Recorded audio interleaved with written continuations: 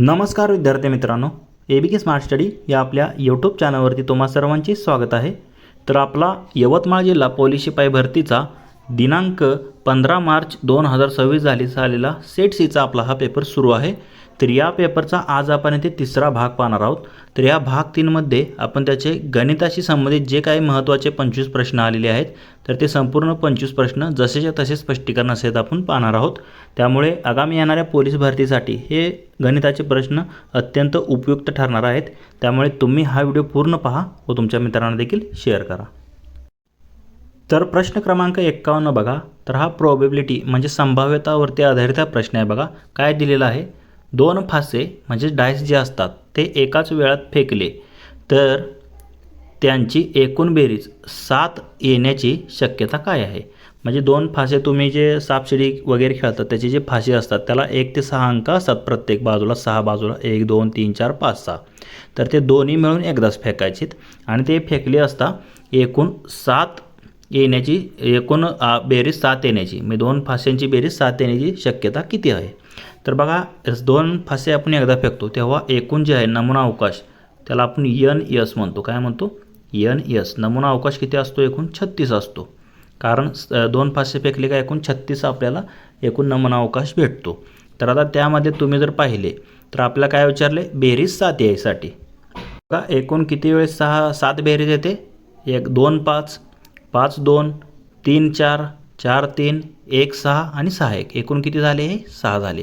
म्हणजे आपला एकूण किती आले असे 6, म्हणजे 6 वेळेस 7 ही बेरीज येऊ शकते। मग आपल्याला काय विचारले, संभाव्यता काढायची। तर आता एकूण नमुना अवकाश किती आहे, तर एकूण 36 आहे आणि आपली बेरीज किती वेळेस येते, 6 वेळेस येते। मग 6 भागिले 36, 6 1 6 6 6 36, किती आलं 1/6 आलं। म्हणजे बेरीज 7 येण्याची संभाव्यता किती असणार आहे दोन फासे फेकल्यावर, 1/6 असेल। तर 1/6 हे तुम्हाला सुरुवातीला ऑप्शन ए मध्येच दिलेलं आहे, 1/6। पुढील प्रश्न पाहूयात। प्रश्न क्रमांक 52 पहा।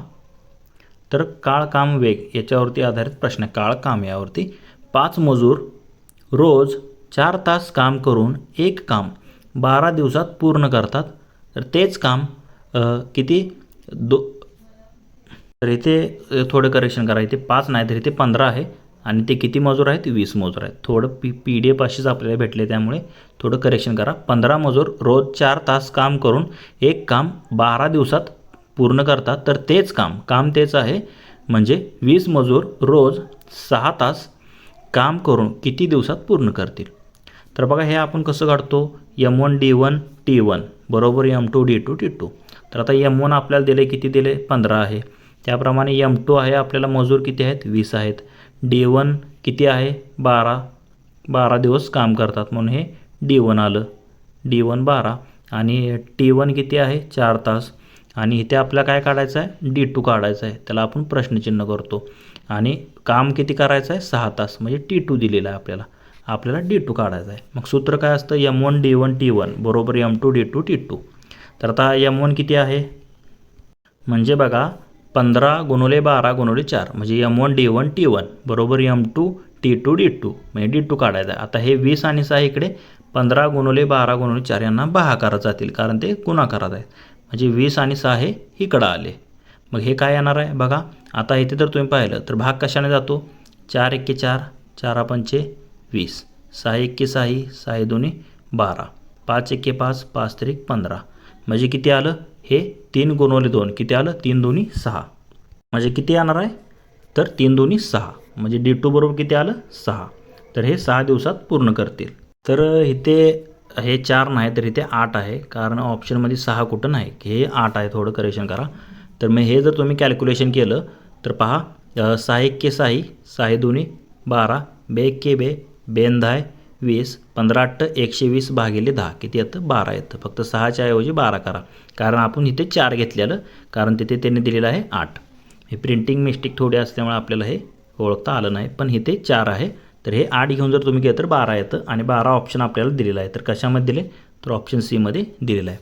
तर बाकी फक्त काय लक्षात ठेवू नका, सूत्र लक्षात ठेवा, M1 D1 T1 भागिले W1 बरोबर M2 D2 T2 भागिले W2, हे सूत्र लक्षात ठेवा फक्त। पुढील प्रश्न पाहूयात। प्रश्न क्रमांक 53। तर सिम्प्लिफिकेशनवरती आधारित हा प्रश्न आहे पहा। काय दिलेलं आहे, अंडररूटमध्ये 610, परत अधिक अंडररूटमध्ये 222, परत अधिक अंडररूटमध्ये 1 अधिक अंडररूटमध्ये 64. तर आता ह्याचं जर उत्तर काढलं तर हे किती येणार आहे, 1 अधिक किती होतं, हे 8 येतं. मग 1 अधिक 8 किती होतं, 9 होतं. परत हे अंडररूटमध्ये 9 आलं, मग अंडररूटमध्ये 9 मध्ये हे 3 होतं. मग हे किती येणार, 222 अधिक हे 3 किती आलं, हे अंडररूट 225 आलं. मग 225चं वर्गमूळ परत अंडररूटमध्ये 25 निघतं.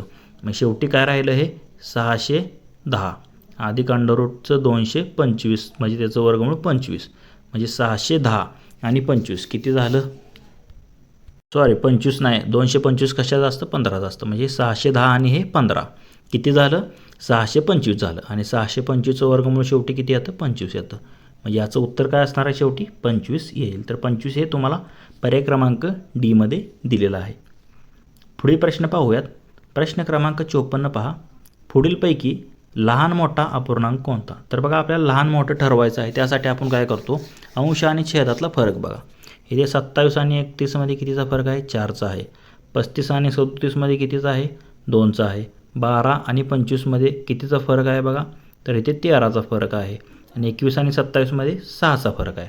तर आता इथे जर तुम्ही एक पाहिलं, सर्वात जास्त फरक कुठं दिसतो तुम्हाला, 12 आणि 25 मध्ये कितीचा फरक आहे, 13चा. म्हणजे सर्वात अपूर्णांक इथे जर तुम्ही कम्पेअर केलं तर सर्वात छोटा हाच असणार आहे. कारण बघा इतर जर तुम्ही पाहिलं, आता सर्वात मोठा कोणता असणार आहे, इथे 2चा फरक आहे 35 आणि 37 मध्ये.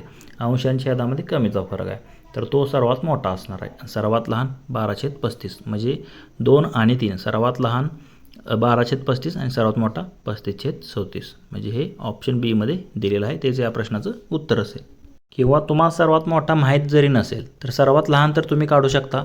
सर्वात लहान जर काढला तर त्याच्यावर बघा 2 हे सुरुवातीला दिलेलं एकच ऑप्शन आहे बी, त्याच्यावरून देखील तुम्ही काढू शकता पर्यायावरून. ऑप्शन बी या प्रश्नाचं उत्तर असणार आहे. पुढील प्रश्न पाहूयात. प्रश्न क्रमांक 55 पहा. तसेच अजून जरी तुम्हाला पद्धत वापरायची असेल तर ती गुणाकार पद्धत आहे. ह्याच्या छेदाने ह्याच्या अंशाला गुणायचं, ह्याच्या छेदाने ह्याच्या अंशाला. हे खूप वेळ जातो, त्यापेक्षा फरक काढून जर तुम्ही काढलं तर हे सोपं पडतं. किंवा काही मुले काय करतात, डायरेक्ट 21ला 27ने भागतात. आता 27चा पाढा कोणाचा पाठ असतोय, जास्त करून मुलांचे 20पर्यंत असतात. किंवा 37चा पाढा कोणाचा असतो का, नाही. त्यामुळे त्यात वेळ खाऊ आहे, त्यापेक्षा ही पद्धत सोपी पडते. पुढील प्रश्न पाहूयात. प्रश्न क्रमांक 55 पहा. 36 आणि 48 यांचा लसावी म्हणजेच LCM व मसावी SCF किती. बघा लसावी गुणवले आता मसावी म्हणजे काय असतं, महत्तम सामाजिक विभाजक. दोघांचा असा कोणता कॉमन विभाजक आहे जो दोघांनाही पूर्ण भाग जातो, असा कोणता आहे, 36 आणि 48चा. तर 12च्या पाड्याचा, 12 त्रिक 36, 12 चौक 48. मग SCF किती असणार आहे, तर 12 असणार आहे. तर शेवटी 12 असणार. तुम्ही जर पाहिलं तर ए आणि सी ऑप्शन कट होतात, म्हणजे 12 तर आहे, एवढं तुम्हाला माहिती आहे. तर आता लसावी काढण्यासाठी काय करावं लागेल तुम्हाला, तर बघा ह्या दोन पर्यायात 148 आणि 144 दिसत आहे. तर ह्यापैकी तुम्ही जर 36नं जर भाग घालवला तर तो 144ला देखील जातो आणि 48ने घालवला तर 144ला जातो. पण 148चा काय संबंध नाही. म्हणजे काय येतं सर, 144. म्हणजे 144 किंवा हा जो तुमचा SCF काढला आहे त्याच्या पाड्यात ह्यांचा जो लसावी निघतो तो त्याच्या पाड्यातली संख्या असते. आता 12चा वर्ग किती आहे, 144. मग त्याच्या पाड्यातली पट्टीतली संख्या आहे ती, तोच लसावी असतो. 148 आहे का नाही, असं देखील तुम्ही काढू शकता. तर ऑप्शन डी मध्ये दिलेला आहे. किंवा अवयव पाडून साधी सोपी पद्धत, अवयव पाडा 36चे आणि इकडचे 48चे 12 गुणिले 4, इकडे 12 गुणिले 3 आणि त्यांचा लसावी काढा. 48 तरी 144 येतो. म्हणजे कधी कशामध्ये दिले, ऑप्शन डी मध्ये दिलेला आहे. 2-3 पद्धतीने काढता येतो, पण मी सांगितलेली पद्धत थोडी सोपी आहे. ऑप्शन डी या प्रश्नाचं उत्तर असेल. लसावी असेल 144 आणि मसावी असणार आहे 12. ऑप्शन डी या प्रश्नाचं उत्तर असेल. पुढील प्रश्न पाहूयात. प्रश्न क्रमांक 56 पहा. तर आपल्याला गुणाकार दिलेला आहे 0.25 गुणुले 2.5 गुणुले 2.4. असं जेव्हा पॉईंटमध्ये दिलेलं असतं ना, सरळ गुणाकार करायचा. 25 गुणुले 25 करा, किती येतं, 625. राहतं काय आता, गुणुले 2.4, त्याला 24 घ्या. तर ह्या 24ने ह्या 625ला गुणा. 24नं जर तुम्ही 625ला जर गुणलं तर किती येतं, तर बघा आपण गुणूया डायरेक्ट. 24 पंचे 20, 0 हातच्या आले 12. 24 दोन्ही 48 आणि 12 60, 0 हातच्या आले 16. 24 संग 144 आणि 16 किती येतं, 170. म्हणजे 17,000 आलं हे. आता 17,000ला हे पॉईंटच्या पुढे हे 2 पॉईंट, इथं एक 3 आणि हे 4. एकूण 4 पॉईंट घडे करा. 1 2 3 4. मग इथे जर तुम्ही पाहिलं तर 1.70 येणार आहेत. पॉईंट इकडे 4ने सरकला कारण पॉईंटच्या पुढे 4 संख्या आहेत. मग 1.70 कुठे दिलेला आहे तुम्हाला? तर इथं बघा 24 25 असेल, इथे 6 येणार. म्हणजे इथे किती येणार आहे? 1.50 येणार. म्हणजे 17 नाही तर 15,000 येतं. हे गुणाकार केला तर 15,000 म्हणजे 1.50. तर ते ऑप्शन सी मध्ये दिलेलं आहे. चुकून मी 16 घेतलं, तिथे 6 घ्यायला पाहिजे होतं. 24 संग 144 आणि ते 6 किती होतं? 150. म्हणजे 15,000 होतं ते. आणि 4 पॉईंट सरकवले का मग ते 1.50 येतं. ऑप्शन सी या प्रश्नाचं उत्तर असेल 1.50. पुढील प्रश्न पाहूयात. प्रश्न क्रमांक 57 पहा. तर नळ व टाकी यावरती आधारित प्रश्न आहे बघा. पी या नळाने एक टाकी 12 तासात भरते आणि क्यू या नळाने तीच टाकी 20 तासात भरते. जर 2 नळ एकत्र सुरू केले तर ती टाकी भरण्यास किती वेळ लागेल? तर बघा हे कसं काढतो बघा. पहिल्या नळाने किती वेळात भरते? 12 तासात. दुसऱ्या नळाने किती तासात भरते? 20 तासात. तर हे काय करतो आपण, ह्या दोघांचा लसावी काढतो. 20 आणि 12 यांचा जर लसावी काढला 20 त्रिक 60, म्हणजे 60 हा लसावी होतो. मग पहिल्या नळाने टाकी एका तासात किती भाग भरणारा? एकूण 60 भाग, म्हणजे हा लसावी टाकीची क्षमता दर्शवतो. 60 भागिले 12 केलं तर 12 पंचे 60. म्हणजे पहिल्या नळाने एका तासात टाकीचा 5 भाग भरतो आणि हे 20 त्रिक 60. आणि दुसऱ्या नळाने टाकीचा 3 भाग भरतो. दोघेही एकत्र सुरू केले तरी एका तासात 5 आणि 3 किती? 8 भाग टाकीचा भरतात दोघेही एका तासात. तर आता एकत्र जर सुरू केले तर आपल्याला 60 भाग भरायचे. एक भाग भरण्यासाठी किती? दोघे 1 तासात 8 भाग भरतात. मग 60 भाग भरण्यासाठी 60 भागिले 8 करावं लागेल. 60 भागिले 8 जर तुम्ही केलं तर किती येतं? 8 7 56, उरले 4, 8 पंचे 40, म्हणजे 7.5 तास. 0.5 तास म्हणजे काय? 0.5ला 60ने गुणलं 6 पंचे 30, म्हणजे किती? 7 तास 30 मिनिटे, म्हणजे 7.5 तास. कशामध्ये दिले? ऑप्शन ए मध्ये दिलेला आहे. तेवढा वेळ लागणार आहे दोघे नळ एकत्र सुरू केले तर 7 तास 30 मिनिटे एवढा कालावधी लागेल. तर पुढील प्रश्न आहे प्रश्न क्रमांक 59 पहा. तर आपल्याला काय दिलं आहे? वर्गमुळामध्ये 2 परत वर्गमुळामध्ये 2 असं एकूण किती वेळेस दिलेलं आहे? तर 6 वेळेस दिलेलं आहे बघा. 1 2 3 4 5 6 असं वर्गमुळात 2 दिलेलं आहे. आणि फायनल उत्तर काय येईल आपल्याला असं विचारलेलं आहे. तर बघा असं ज्यावेळेस दिलेलं असतं तर त्यासाठी एक शॉर्टकटमध्ये एक फॉर्म्युला असतो, त्यावरून तुमचं ॲन्सर डायरेक्ट निघून जातं. तर बघा याप्रमाणे आपल्याला गणितात दिलेलं आहे. एकूण किती वेळेस दिलेलं आहे? 6 वेळेस दिलेलं आहे. किती वेळेस दिलेलं आहे? 6 वेळेस. तर यासाठी फॉर्म्युला काय असतो बघा. एक्सचा घातांक 2n वजा 1 भागिले एक्सचा घातांक n किंवा 2चा घातांक n असं दिलेलं असतं.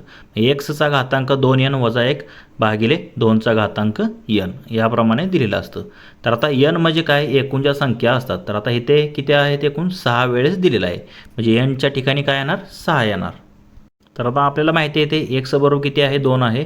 आणि n बरोबर किती आहे? 6 आहे. मग बघा इथे x बरोबर 2 दिलेला आहे. म्हणजे 2चा घातांक काय येणार?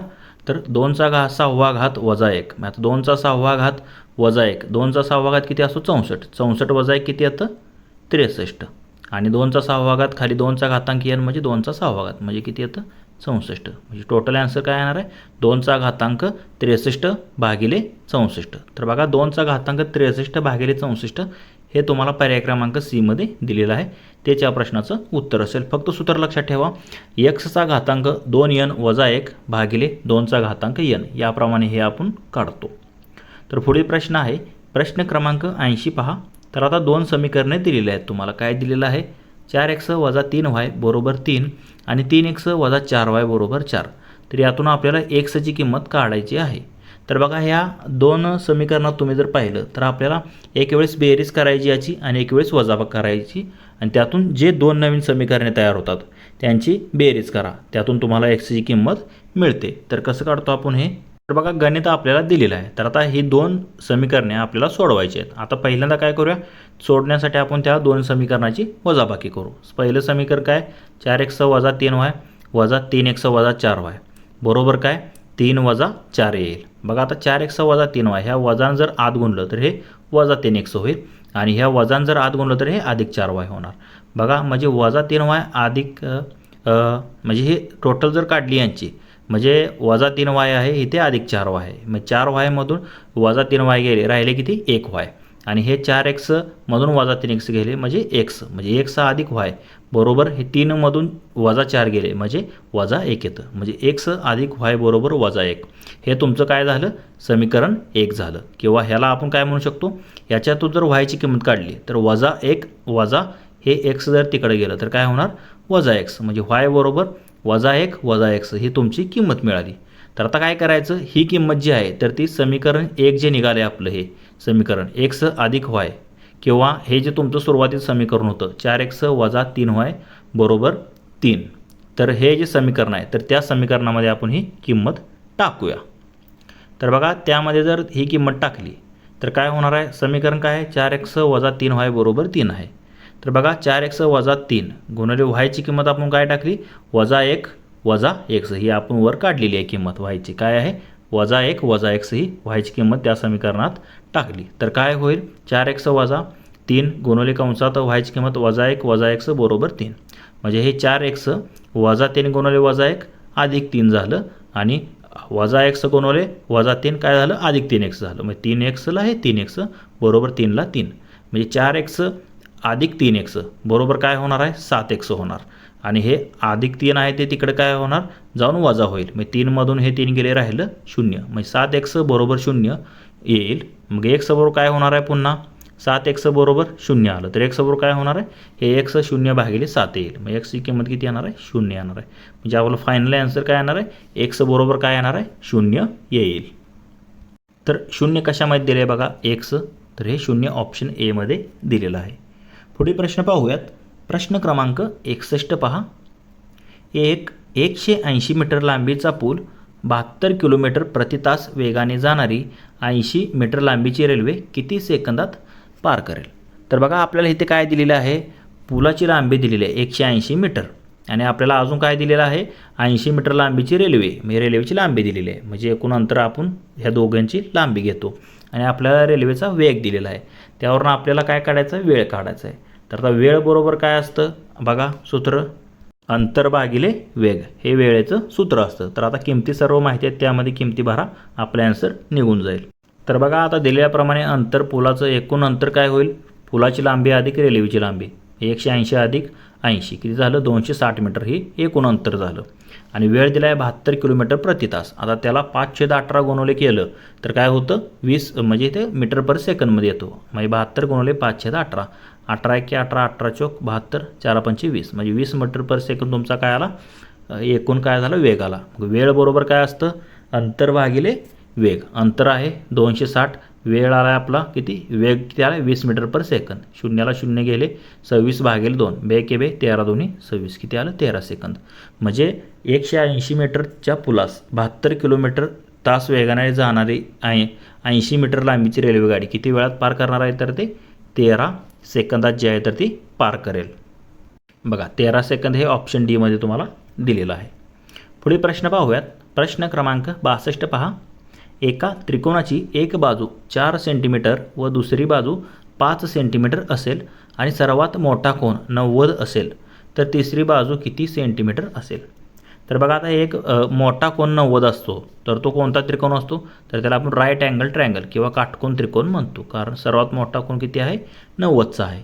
बघा त्यातलं काय दिलं आहे, एक बाजू 4 सेंटीमीटर आहे, एक बाजू 4 सेंटीमीटर आहे आणि दुसरी बाजू 5 सेंटीमीटर असेल. आता 5 सेंटीमीटर एक बाजू, 4 सेंटीमीटर एक बाजू, हे जर तुम्ही पाहिलं तर हे मोठी बाजू येते 5 आणि राहिलेलं जे येतं काढायचं आहे तर ते येते एक दुसरी बाजू, म्हणजे हे 3 4 5 हे प्रमेय आहे पायथागोरसचं. म्हणजे आपल्या सरळ हे तुम्हाला जर पाठ असेल प्रमेय तर सरळ तुम्ही याचं डायरेक्ट आन्सर काढू शकता.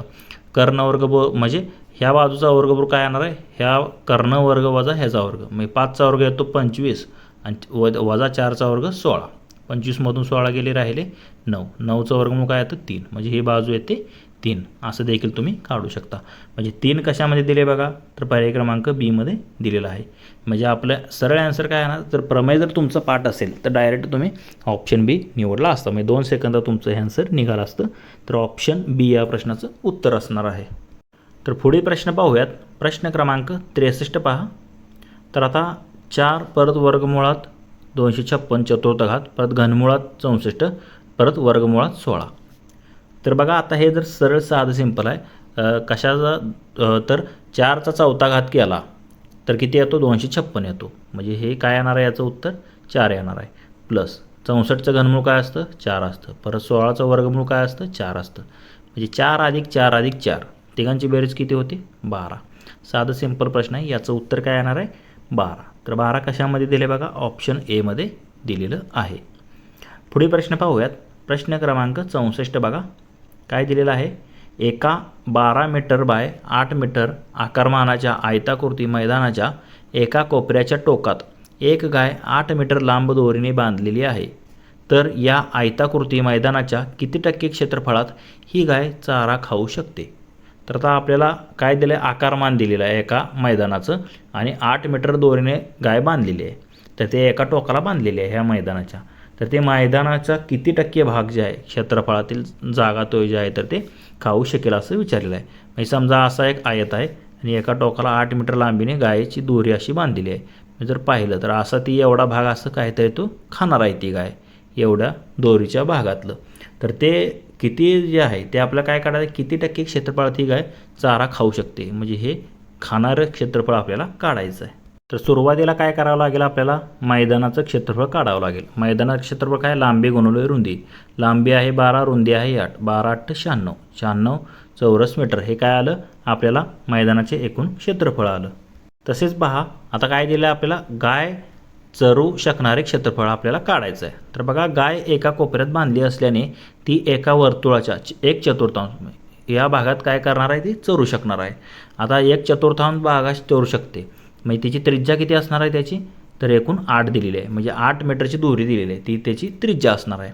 तर बघा याचं सूत्र काय असतं, 1/4 भागिले पाय आर स्क्वेअर. हे काय असतं, ते एका म्हणजे जेवढा वर्तुळ आहे 1/4 त्याचं क्षेत्रफळ असतं. 1/4 पाय आर वर्ग किंवा पाय आर वर्ग भागिले 4 असं आपण करतो.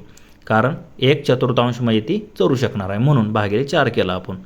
म्हणजे 3 पॉईंट पायची किंमत 14 घेतली गुणिले आर स्क्वेअर. आर किती आहे 8, 8चा वर्ग भागिले 4. तर आता हे जर सॉल्व केलं तुम्ही तर किती येतं पहा, तर 1/4 गुणिले 3.14 गुणिले 8चा वर्ग किती असतो 64. म्हणजे हे काय राहतं 4 1 4 16 चौक 64. म्हणजे काय आलं 16 गुणिले 3.14 किती येतं, हे 50.24 येतं.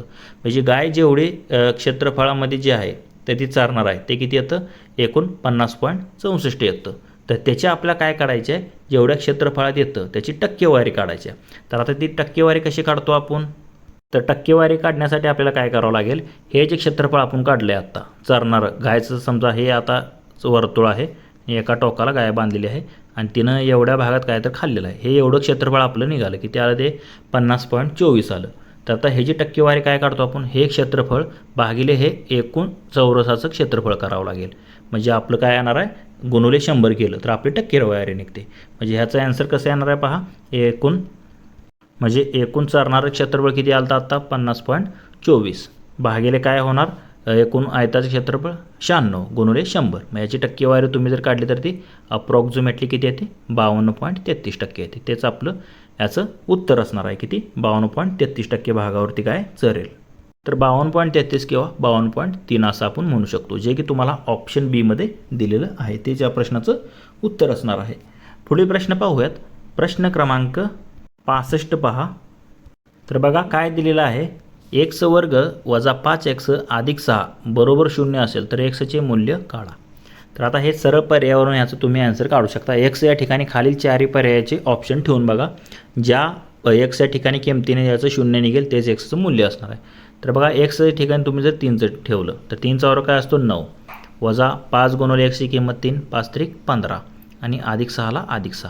तर बघा 9 6 हे 15, 15 वजा 15 किती येतं 0. म्हणजे 0 बरोबर 0 येतं. म्हणजे डावी बाजू बरोबर उजवी बाजू येते. म्हणजे x ची किंमत किती ठेवल्यावर 3 ठेवल्यावर. म्हणजे आपला आन्सर काय असणार आहे, xचे मूल्य दिलेल्या समीकरणात 3 असेल तेव्हाच डावी बाजू बरोबर उजवी बाजू 0 येते. म्हणजेच ऑप्शन बी या प्रश्नाचं उत्तर असणार आहे. पुढील प्रश्न पाहूयात.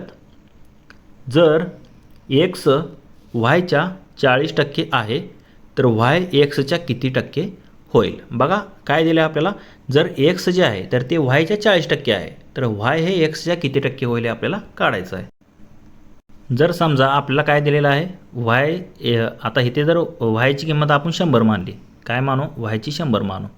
तर y 100 असेल तर x yच्या 40% आहे, म्हणजे x किती असणार आहे, हे 40 असेल जेव्हा yची किंमत 100 असते. तर आपल्याला काय करायचं आहे, y हे xच्या किती टक्के आहे, म्हणजे काय ना y हे xच्या म्हणजे yची किंमत 100, xची किंमत किती आहे भागिले 40 गुणुले 100 येईल.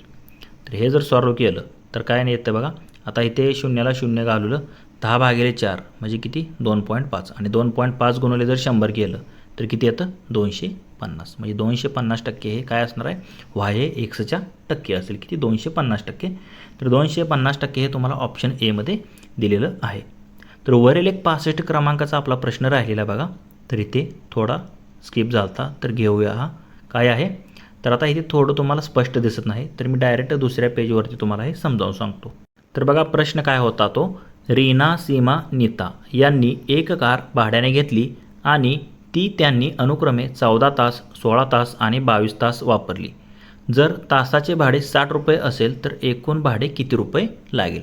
तर बघा हे कसं काढावं लागेल तुम्हाला. आता तासाचं भाडं तुम्हाला माहिती आहे 60 रुपये.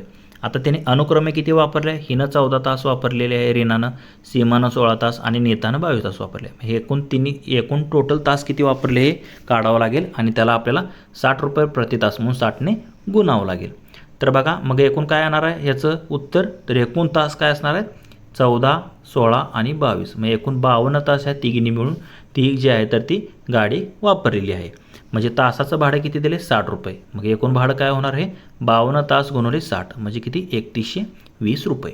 तर 3120 रुपये याचं उत्तर असणार आहे, किती 3120 रुपये. 3120 इथं पर्याय क्रमांक डी मध्ये दिलेलं होतं, तर एकूण भाडे किती होईल तर ते 3120 रुपये होईल, याचं ॲन्सर आलेलं होतं.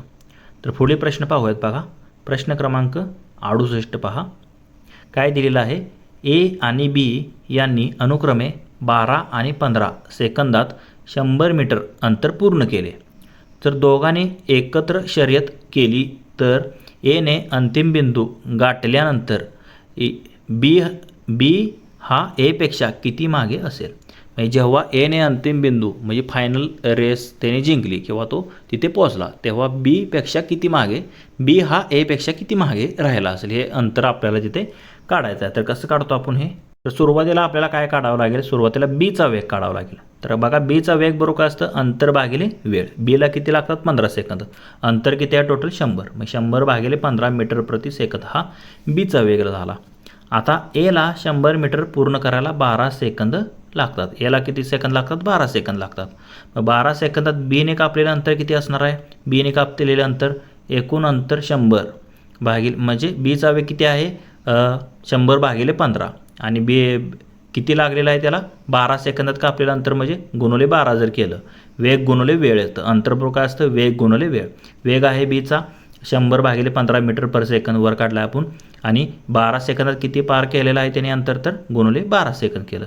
हे जर केलं तर किती येतं बघा, हे किती येतं 3 5 15, 3 चौक 12, 5 की 5, 20 5 100 आणि इथे किती येतं 20 चौक 80, म्हणजे काय येतं 80, म्हणजे एक्स बरोबर काय आलं 80 मीटर. म्हणजे बीने कापलेलं अंतर किती आलं, जेव्हा ए शर्यत पूर्ण करतो 100 मीटर करायला 12 सेकंद लागतात त्याला, तेव्हा बीने अंतर किती कापलेलं आहे 80 मीटर अंतर कापलेलं आहे. मग बी कितीने मागे असणार आहे, जेव्हा ए 100 मीटर पूर्ण करतो तेव्हा बी 80 मीटरवर असतो, म्हणजे 80 जर वजा केलं तर किती राहिलं 20, म्हणजे 20 मीटरने काय असणार आहे बी त्याच्यापेक्षा मागे असणार आहे, किती 20 मीटरने. म्हणजे आपला आन्सर काय येईल तर 20 मीटर आन्सर हे येणार आहे. तर बघा 20 मीटर हे ऑप्शन ए मध्येच तुम्हाला दिलेलं आहे. पुढील प्रश्न पाहूयात. प्रश्न क्रमांक 69, 3 पुरुषांच्या वयाचे गुणोत्तर 2:3:4 आहे. त्यांची वयांची एकूण बेरीज 63 वर्ष आहे. तर सर्वात लहान व्यक्तीचे वय किती आपल्याला काढायचं आहे. तर तिघांचं गुणोत्तर दिले आहे आणि तिघांच्या वयाची बेरीज पण दिलेली आहे. तर यावरून लहान व्यक्तीचं वय आपल्याला काढायचं आहे. तर बघा सुरुवातीला काय दिलं आहे, वयाच्या गुणोत्तराची बेरीज करतो आपण. काय करतो आता, गुणोत्तर दिले 2:3:4, या गुणोत्तराची बेरीज जर केली 3 आणि 2 5 आणि 4 किती येते 9 पट येते. आता 9 बरोबर एकूण किती पट, 9 पट म्हणजे एकूण वय तिघांचे किती दिले 63 दिले. म्हणून हे एक जर गुणोत्तर काढलं, एक पट म्हणजे काय येणार आहे 63 भागिले हे 9 होईल, 9 7 63, किंवा पटच्या जागी तुम्ही एक्स ठेवा, एक्स म्हणजे 7 वर्ष आलं. आता सर्वात लहान व्यक्तीचं काय आहे, तर त्याचं रेशो किती आहे 2 पट आहे. मग 2 म्हणजे काय 2 गुणुले हे 1 युनिट म्हणजे किती आले 7, म्हणजे 2 गुणुले 7 किती येईल 14 वर्ष आहे. दुसऱ्याचं विचारलं असतं तर 3 गुणिले 7 21, तिसऱ्याचं विचारलं असतं तर 4 गुणिले 7 28. तिघांची बेरीज केल्यावर 63 येते. म्हणून सर्वात लहान व्यक्तीचं वय किती असणार आहे? 14 वर्ष असेल. तर 14 वर्ष हे ऑप्शन सी मध्ये दिलेलं आहे. तर आपल्या मोठ्याचं विचारलं असतं तर 7 चोक 28 आला. तर पुढील प्रश्न आहे प्रश्न क्रमांक 70 पहा. जर 16 सायकलची किंमत 29,200 रुपये आहे, म्हणजे 16 सायकलची किंमत आपल्याला दिलेली आहे 29,200 रुपये, तर अशा 7 सायकलची किंमत किती? तर बघा सुरुवातीला आपण एक सायकलची किंमत काढू. एक सायकलची किंमत बरोबर काय येणार आहे? एकूण किंमत किती आहे 16 सायकलची? 29,200. किती सायकलची किंमत आहे? 16, म्हणजे भागिले 16 करा. तर काय येईल? 16 एके 16, 16 एके 16, उरले 13, वरून घेतले 2 म्हणजे 132 आलं. तर किती येईल? 16 8 28 असे, उरले 4, वरून घेतले 0, 16 दोन्ही 32, उरले 8, वरून घेतले 0, 16 पंचे 80. किती आलं? 1825. म्हणजे 1825 ही काय झाली? एका सायकलची किंमत आली. तर आपल्याला किती काढायची आहे? 7 सायकलची, म्हणजे गुणवले 7 करा.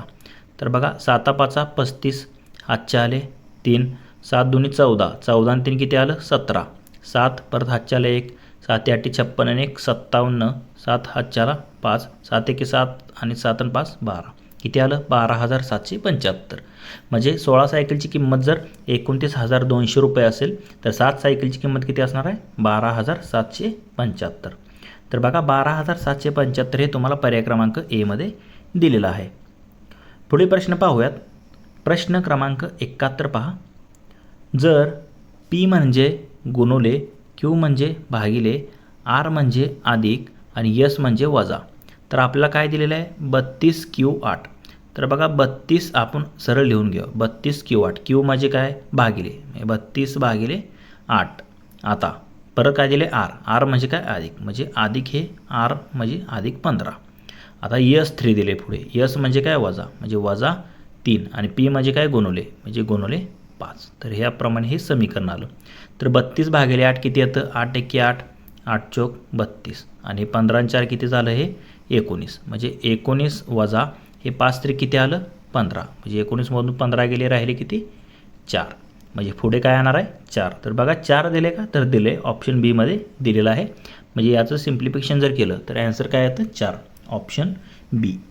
पुढील प्रश्न पाहूयात. प्रश्न क्रमांक 72 पहा. तर हा देखील तुम्हाला सिम्प्लिफिकेशन वरतीच दिलेला आहे. बघा 0.2 गुणुले 0.2 गुणुले 0.2 अधिक 0.03 गुणुले 0.03 गुणुले 0.03 भागिले 0.04 गुणुले 0.04 गुणुले 0.04 अधिक 0.006 0.006 0.006.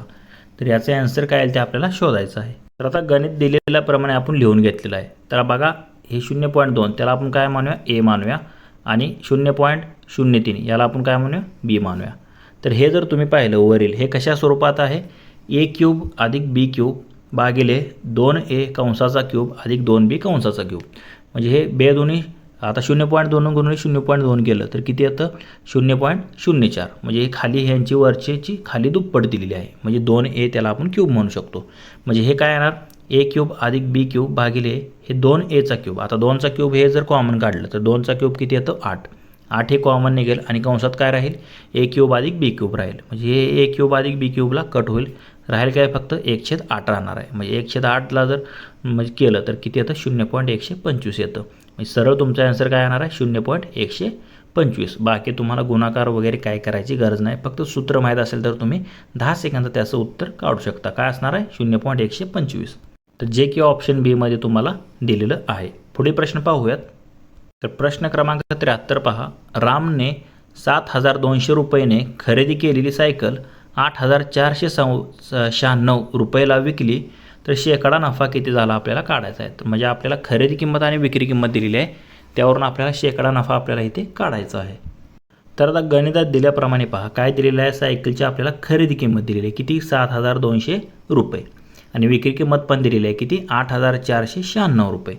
मग नफा बरोबर काय असतो? विक्री किंमत वजा खरेदी किंमत. विक्री किंमत आहे 8,496, खरेदी किंमत आहे 7,200. यांची जर वजाबाकी केली तर किती येते?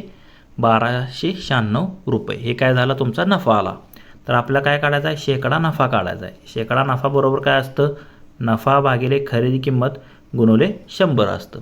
तर आता नफा आहे 1,296 भागिले खरेदी किंमत आहे 7,200 गुणिले 100.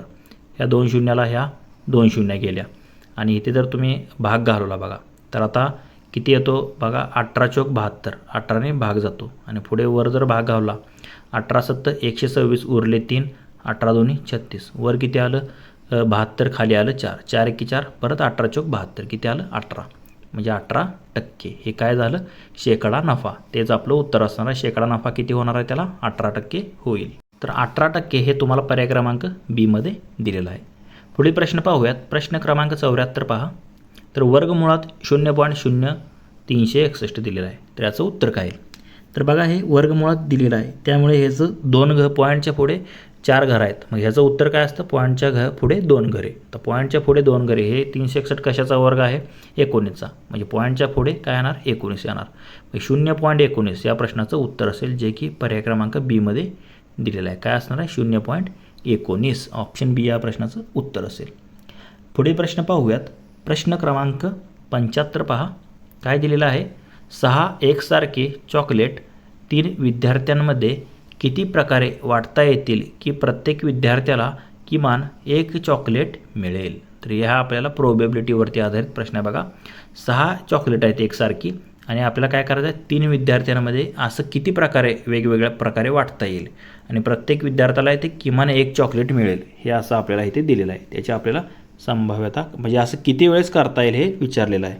तर बघा काय होणार आहे बघा आपल्याला 6 चॉकलेट आहेत. म्हणजे एक जर ग्रुप केला एकाला 4 दिले आणि दुसऱ्या दोघांना 1-1 दिले तर एकाला 4 आणि इतर दोघांना 1-1 चॉकलेट. तर याचे किती प्रकार शक्य असणार आहेत 3 प्रकार शक्य असणार आहेत. दुसऱ्याला 4 चॉकलेट पहिल्याला आणि तिसऱ्याला 1 आणि तिसऱ्याला 4 चॉकलेट पहिल्याला आणि दुसऱ्याला 1 चॉकलेट. कारण 4 चॉकलेट्स कोणालाही मिळू शकतात जास्तीत जास्त. तसेच 3, 2, 1 एकाला 3 दुसऱ्याला 2 आणि तिसऱ्याला 1 चॉकलेट. याचे किती प्रकार घडू शकतात 3 दोन्ही एकूण 3 फॅक्टोरियल म्हणजे किती 6 प्रकार शक्य आहेत. आणि प्रत्येकाला समान म्हणजे 2, 2, 2 प्रत्येकाला 2 चॉकलेट. याचा काय होणार आहे प्रत्येकाला जर 2 चॉकलेट आली तर काय होणार आहे एकूण 1 प्रकार शक्य होईल. ह्याला 2 ह्याला 2 ह्याला 2 कारण प्रत्येकाला समान चॉकलेट आहेत. एकूण प्रकार किती झाले सुरुवातीचे 3 नंतर 3 फॅक्टोरियलचे हे 6 आणि हे शेवटचा 2, 2, 2चा आहे किती झाले 6 आणि 3 9 1 किती झाले एकूण 10. म्हणजे एकूण किती वेळेस आपण हे करू शकतो एकूण 10 वेळेस असे करता येईल. म्हणजेच आपलं उत्तर काय असेल तर बघा 6 एकसारखे चॉकलेट्स आपण 3 विद्यार्थ्यांना किती प्रकारे वाटू शकतो की विद्यार्थ्याला किमान 1 चॉकलेट मिळेल तर एकूण असे 10 वेळेस आपण वापरू शकतो. ऑप्शन सी या प्रश्नाचं उत्तर असणार आहे. तर मित्रांनो आपला यवतमाळ जिल्हा पोलीस शिपाई भरतीचा दिनांक 15 मार्च 2026 झालेला लेटेस्टच आपला हा पेपर सुरू आहे. तर या पेपरचा आज आपण इथे 3रा भाग पाहिलेला आहे. तर या भाग 3 मध्ये आपण त्याचे गणित या विषयाशी संबंधित जे काही महत्त्वाचे प्रश्न आलेले होते तर ते संपूर्ण स्पष्टीकरणासहित पाहिलेले आहेत. जर तुम्हाला या व्हिडिओमध्ये कोणतीही शंका वाटत असेल तर कमेंट करून नक्की कळवा. तसेच हा जर व्हिडिओ आवडला असेल तर लाईक करा, तुमच्या मित्रांना देखील शेअर करा व असेच जर नवनवीन व्हिडिओ तुम्हाला हवे असतील तर आपले YouTube channel ABK smart study subscribe करा व समोर बेल आयकॉनवर प्रेस करा. धन्यवाद मित्रांनो. जय हिंद, जय महाराष्ट्र, जय महाराष्ट्र पोलीस.